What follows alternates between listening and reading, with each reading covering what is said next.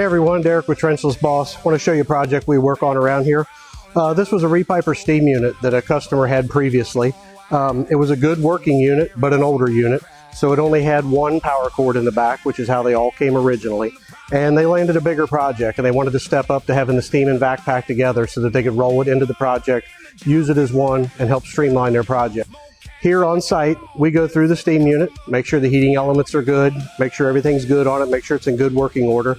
We then turn around and take it and make it a dual cord steam generator. Anybody that's been around these is going to learn steam generator has so much more power.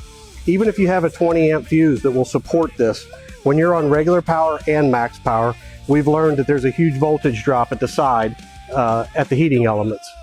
Going to the dual cord lets us pull off of two different separate circuits, whether it be in a house or even in a commercial application.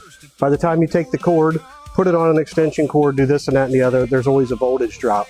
When we separate them, even pulling from long distances, we found that our voltage stays high at the heating element and we're able to generate steam unbelievably faster. A lot of times completely full of water to full steam pressure in under 15 minutes. It's amazing the difference that these make. Not only do we go through the unit, clean it up, make it look nice, we also add a plug on the back of the steam unit itself.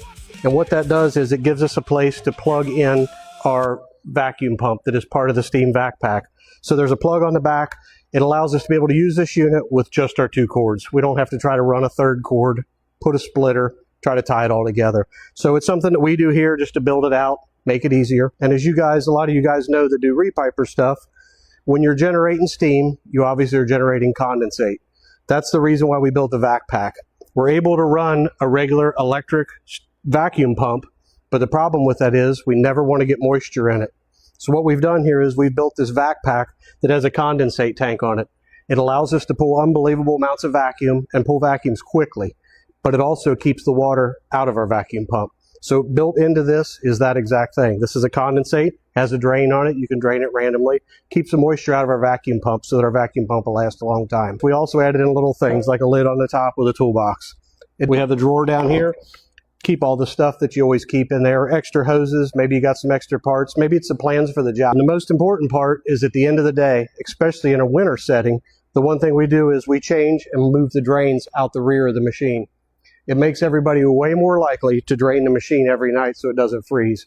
That's a big deal in winter times, but we also want to drain it at least once a week, even if we're using it continuously all day, every day. We do all this work here in-house.